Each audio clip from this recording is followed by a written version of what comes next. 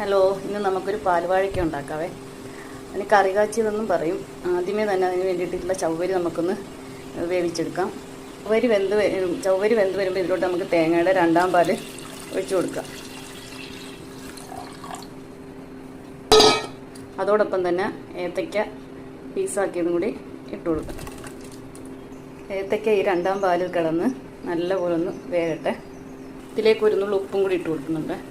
ഇതിലോട്ട് 2-3 ഏലക്ക ചതച്ചും കൂടി ഇട്ട് കൊടുക്കുന്നു. കുറച്ച് ശർക്കര പൊടിയും കൂടി ആഡ് ചെയ്യുന്നുണ്ട്.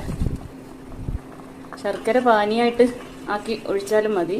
എൻ്റെ കയ്യിൽ പൊടി ഉണ്ടായിരുന്നുകൊണ്ട് ഞാൻ പൊടിയാണ് ചേർത്തത്. ഇതൊന്ന് കുറുകി കിട്ടാൻ വേണ്ടി കുറച്ച് അരിപ്പൊടി വെള്ളത്തിൽ കലക്കിയിട്ട് നമ്മളിങ്ങനെ ഒഴിച്ചു കൊടുക്കണം.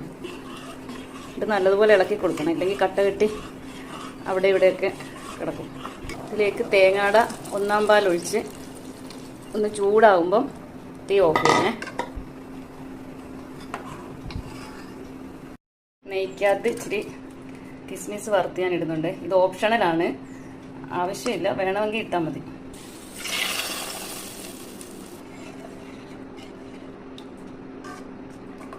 ടേസ്റ്റി ആയിട്ടുള്ള പാൽ വാഴയ്ക്ക റെഡി ആയിട്ടുണ്ട്.